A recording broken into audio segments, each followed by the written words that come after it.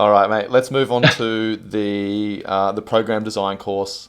Mm. Talk to my audience about what that course is about and why it's important to understand that, not just from a coach's perspective, but also from a general population client's perspective as well. Why it's so Okay. important to understand like what muscles do and how to train them. Yeah.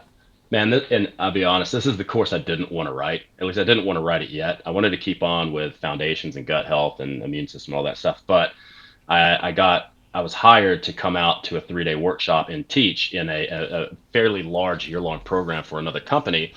And that the whole program was they brought in special guests to teach stuff, and they were supposed to learn how to actually coach and write a program properly and how to periodize.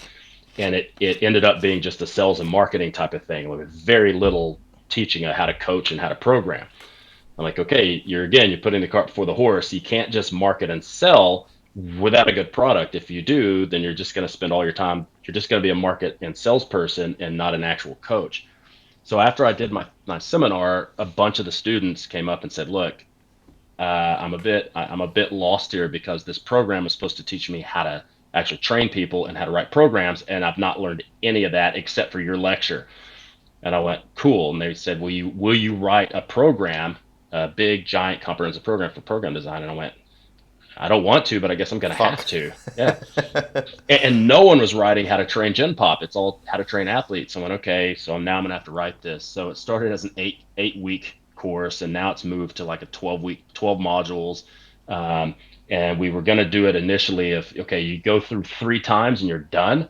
And then I kept adding stuff to it. So then it's like, okay, you sign up and you're in it for as long as you feel you need to be in it to get the job done. So it's a terrible business plan, but for me, it's the right thing to do because with what we teach, you can't learn this in a 10-week course. You're going to need to do this 4, 5, 6 times before you actually put all the pieces together because there's so much overwhelming amount of information. Because we go through again stress stuff and how that affects your exercise metabolism. We go through exercise metabolism, so that kind of the chemistry behind that. We go through the standard sets, reps, time and attention, rest, order of exercises, training methods, periodization. We go through all that stuff that everybody else goes through.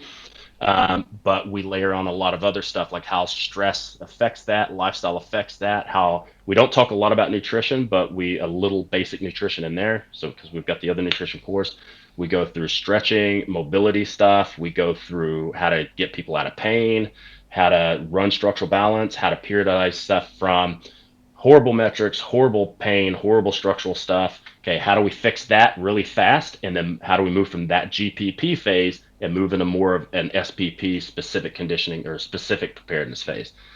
So yeah, it's a lot. We've added in group training module, online training module. We've added in a very small sales and marketing module. We've got a forum. We've got bi-monthly calls that we do. They're all recorded, time stamped, and then uploaded. So we've got hundreds of hours of calls on there where I'll do surprise lectures or Q&A and that type of stuff. So it's become massive. We've got 400 and something coaches in it now, which is Nice. is awesome. And a lot of them are really active on the forum. But yeah, and we're about to revamp a lot of it. So we've got a big assessment. If you don't have some type of assessment, you can't give people an exercise. If you have to look at how's their internal and external rotation of their femur, how is their anterior and posterior tilt of their pelvis, how is their lumbar flexion extension, thoracic lumbar flexion extension, how's their cervical neck, how's their head rotate. You got to take all this stuff into account before you give prescriptive exercise because everybody is fucked up in their own special way. You have to know how to assess that before you give them a back squat or a deadlift or an overhead press. So we go through a lot of that stuff as well.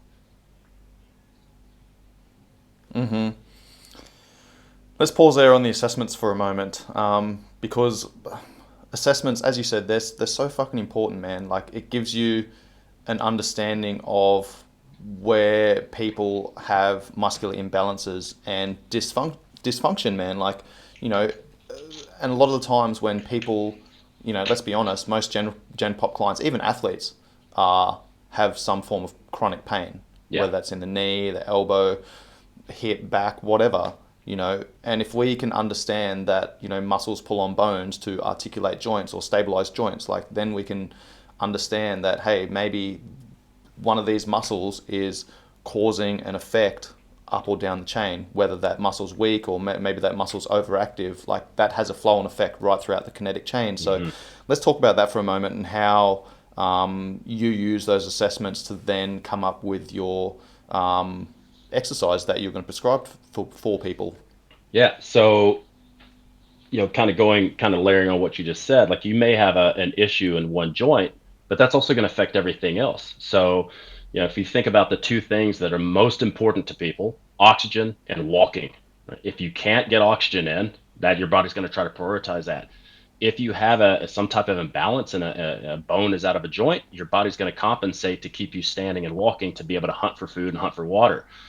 So that's not just going to affect if this shoulder is jacked up, that other hip's going to get jacked up. And eventually that hip is going to affect this hip. And then that hip's going to affect that shoulder. And that hip's going to affect your knee. It's going to affect your foot. So you got to look at, where is all this stuff starting from and where's it ending from? And we've got to reverse engineer this to try to fix people fast. And like for me, it's always about hips and lumbar spine. If I can get the hips and lumbar spine better, everything works up and down. But we use passive range of motion testing. We use active range of motion testing. So if you can't get a joint in its full active range, we need to fix that. If you have pain in passive range, we probably need to refer out, or if you're a therapist, we can work on that. So that's the first most important thing too, is if I'm doing a passive range of motion test for your shoulder and your shoulder hurts when we get here and it hurts when we get here and your muscles aren't doing that, I'm moving you.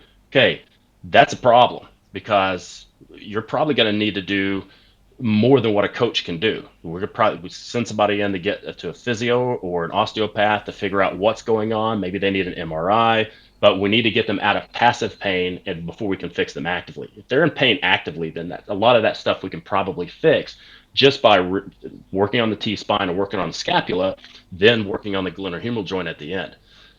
But for instance, let's say if I'm testing shoulder extension, right? And I'm looking at, I need about 60 degrees of active shoulder extension if I want to do things like dips. Okay? If you come down to a dip and you don't have 60 degrees, now I've got to compensate. So the upper traps will pull stuff up. I'll start to hunch over, trying to get false range. You don't own that range. You don't have enough canvas to work there. So we need to figure out how to improve this with exercise to get you there. So then that unlocks new exercises for you. So I look a lot of it as like a video game. Yeah, I was a big World of Warcraft guy. So like you start out with this dude who a little gnome mage. He can't do shit, right? He's a weak as shit. He doesn't have any spells, and then you try to level him up. So for me, it's like, okay, at what level are you? Okay, now I need to get you that next level, which means if you're here or you're here, I need to fix that to unlock new exercises for you to do. If I can't get in the shoulder flex, common thing is shoulder flexion. That's where I see the most of it, shoulder flexion and abduction, where they've got a little bit of excessive kyphosis, so all this has kind of come down. Their shoulder blade has responded by protracting and typically And elevating elevating. and then anterior rotation. So if you're here, you can't get in the shoulder flexion. If you push your shoulder here and try to go in the shoulder flexion, you can't, which means I can't do overhead press. Because if I do, I have to then lean back and jam up my TL junction. I can't, there's a lot of shit I can't do. I need to figure out what is here that's pulling this. Pec minor, how do I get that? How do I release this? I've got to do specific pec stretches. So I've got to work on a neural stretch like PNF and hard isometric stretching. I have to work on specific lifting protocols to then get that muscle to mechanically lengthen so that the scapula tilts back and gets in the right position. And then I have to work on the stuff on the back, right? So like if I see anterior and depressed scapula, I'm going to be working on stretching that pec minor using specific protocols. And then I'm going to work on shoulder abduction, external rotation, and usually some downward rotation with the rhomboids and some upward rotation with the lower traps and mid traps.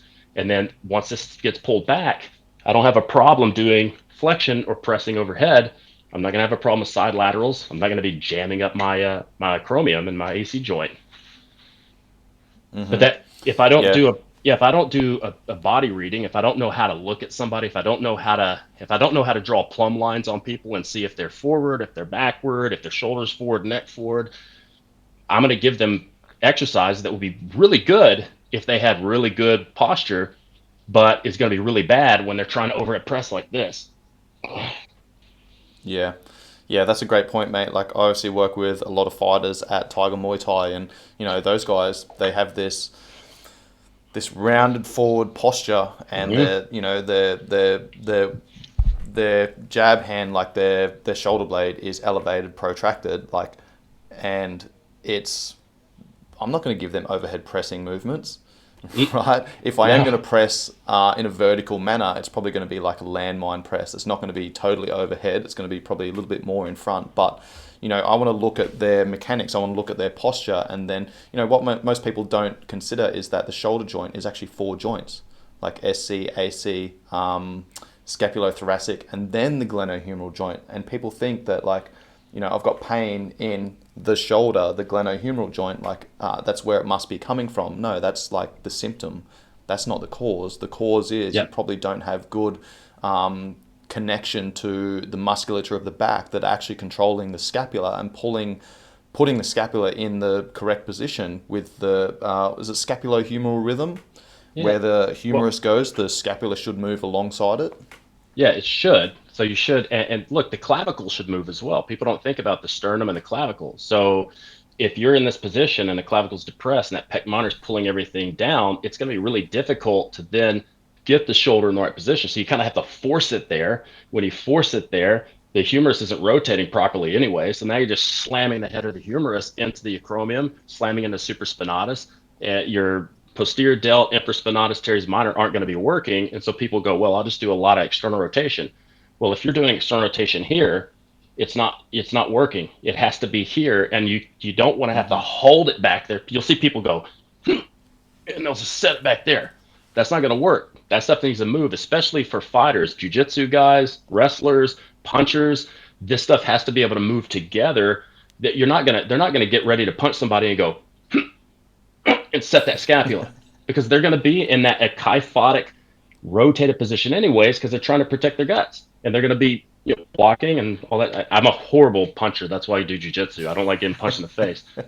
I'm a taekwondo kicker and a grappler. So, but if you think about when they get on the ground, you're always in a kyphotic head forward position, shoulders internally rotated because if you're on your back, you don't want your shoulders on the ground. If you're in the front, you're trying to keep them on the ground. So one thing I think a lot about is when you look at say fighters, it's not necessarily that you want to fix their posture, but if they're in pain, you need to give them good tolerance to have their joints in a lot of positions and to own both extension and flexion. You've got to own those because if you try to fix that too much, you can throw off their whole game because they're going to have a hard time. You spend all this time trying to extend the T spine. Then when they try to flex, they're like, shit, now we created a different issue. Um, and that last thing I'll say too is people need to understand that the absence of pain is not the absence of dysfunction because there's also a big movement right now that says, oh, you don't need to do any corrective work. You just train with lighter weights. Okay, I hate to tell you this, but you can have pain in a joint and not be cognizant because it's not to the point where your brain thinks it needs to tell you. So when the mechanoreceptor senses there's some type of issue, it talks to the brain. It's like, hey, should we tell Luke that there's a problem? Brain goes, no, no, no, just tighten this and lengthen this and move it here. Okay. Eventually, it runs out of room to do anything, and the brain goes, okay, we need to tell Luke now. And you're like, oh shit, what is that? That wasn't there yesterday. It was. Yeah, now my joint's like jamming up against itself and it's locked up. I've decreased my range of movement and I've created some muscular imbalances and dysfunction. Now I'm loading that joint through a misaligned position. Yeah, yeah, and the tissue is constantly changing to try to move yourself towards more space, more stability. But sometimes to get there, you're creating other dysfunctions. So then when you try to move a certain way, now you don't own that range anymore. You can't get there. Yeah, that's a great point, mate. Like I've had some of my fighters doing Jefferson curls, and people are like looking at me weird, like, what the fuck? What are you doing? Like, why are you putting me in that position? I'm like, well, they're gonna get in that position, so I need to train them in that position. I'm not, as you said, I'm not trying to fix their posture. I'm trying to, you know, make them better connected to the musculature that is going to control their, scapular function, which is then going to aid in better shoulder health and function overall. But at the end of the day, like, we need to train these guys in these positions that they're going to find themselves in, because we get injured in areas, joint angles that we're weak. We don't have control. Yeah, look, if you think about grapplers and MMA guys, you're going to be put in, if you get stacked, you're going to be put in lumbar flexion, whether you like it or not, with somebody on top of you. So you better have good stability, control, strength, and flexion tolerance, or you're done. Like, I see it all the time. People get stacked on the mat and then they're like, oh, and they walk off the mat. You don't see them for a couple of months because their back's fucked.